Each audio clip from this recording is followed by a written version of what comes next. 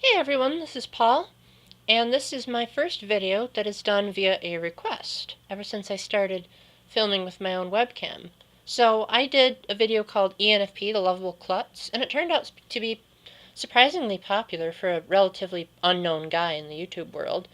And one of my commenters said, because I had said, is there anything that I missed in this video? One of my commenters said, you should talk about ENFPs and their relationships. And I said, that's such a good suggestion, I'll make it my next video. Well, here it is. So, the video is going to be more broader than the commenter probably intended. But, so I'm going to sorry. I am going to talk about ENFPs in romantic relationships and ENFPs in friendship.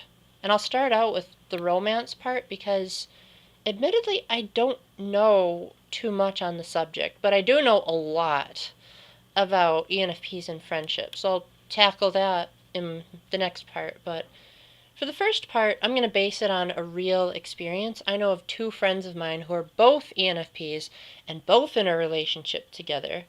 And admittedly, my friends and I were a bit skeptical because we're like, oh, great, you've got two perceiving types.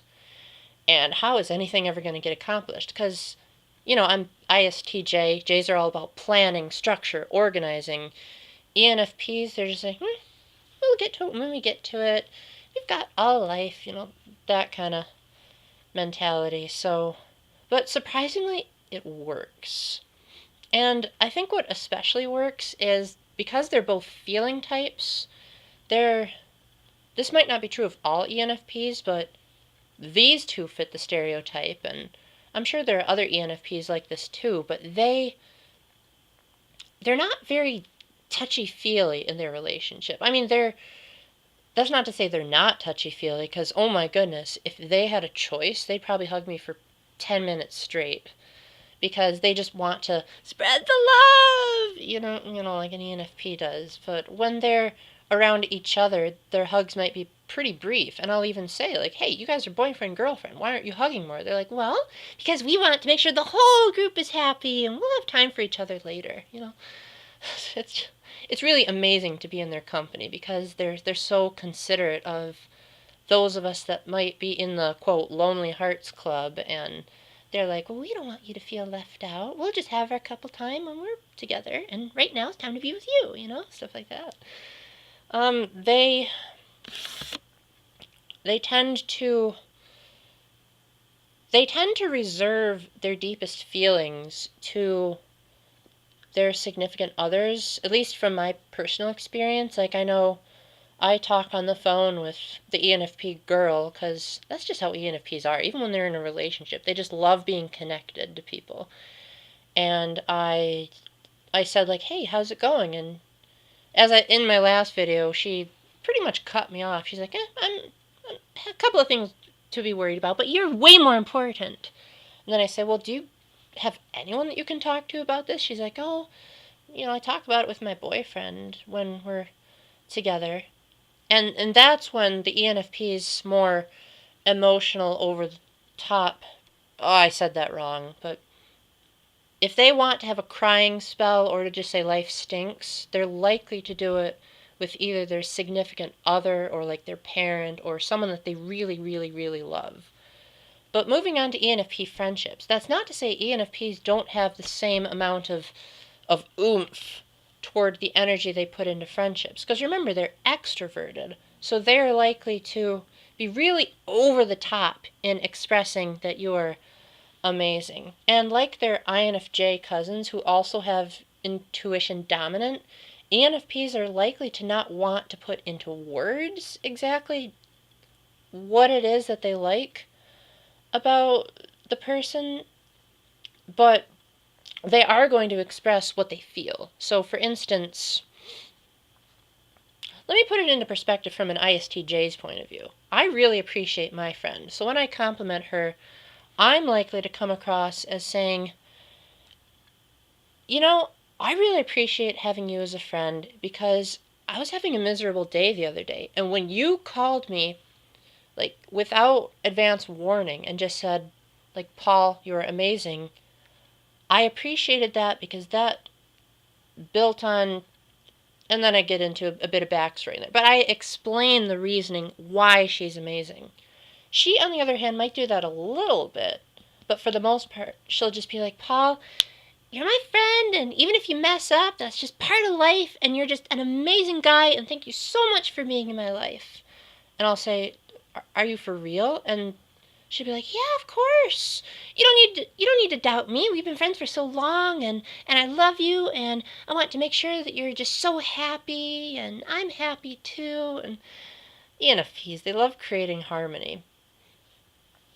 And I just noticed this like a few minutes ago, but ENFPs tend to be as outwardly expressive as INFJs are inwardly with regards to how much they love friends. Because both INFJs and ENFPs really, really, really love the people they're around.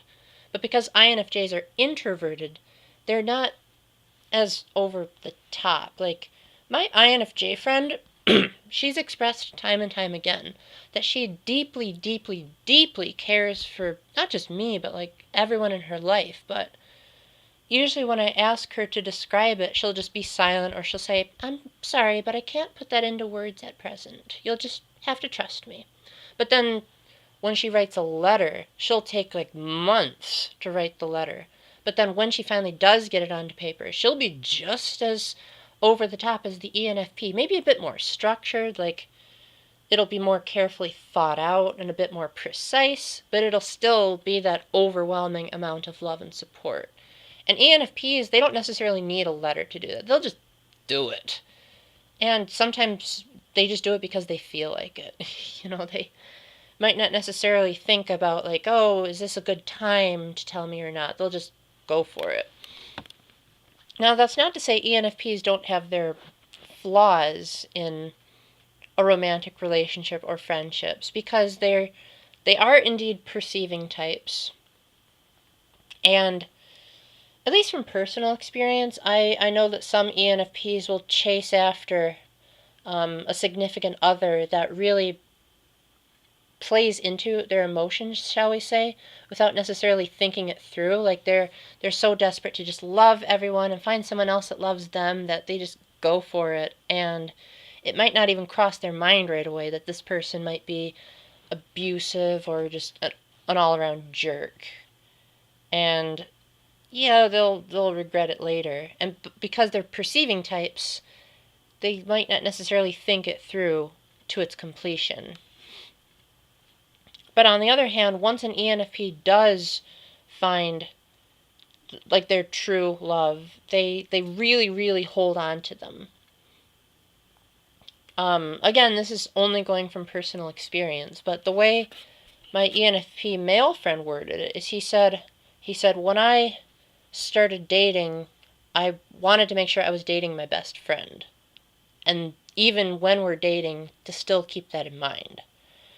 That showcases tertiary extroverted thinking for you, because ENFPs are surprisingly rational when they want to be. Now, as far as friendships, ENFPs, they like to make sure that everyone feels included. So if that means that, say my ENFP female friend has other guy friends, the other ENFP guy, because he's an ENFP himself, he'll say, hey, I want you to go out, see the world, show them that you're a really awesome person, because that's what I admire in you, stuff like that.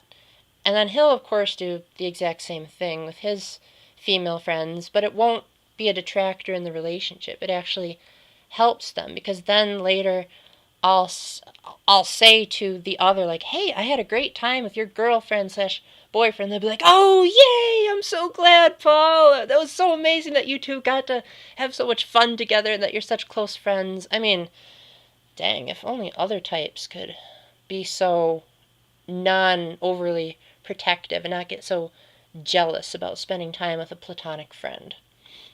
Anyway, to stop this video from going on and on, I think I'll stop there, but I hope you get the gist of the fact that ENFPs are just unconditionally loving, and all they really want is to make everyone happy. And if they have anything else to add to that, in case that sounds too shallow, Well, for now, I'll just say they'll express it one way or another in the most creative way possible. You gotta love that dominant extroverted intuition. So, hopefully, I did a good enough job of explaining a fairly difficult concept, especially from an ISTJ perspective. If there's anything else you want me to cover Myers-Briggs related, leave it in the comments section and I'll get to it when I have access. So, thank you for watching, and until I film again, keep the faith, God bless, and stay epic.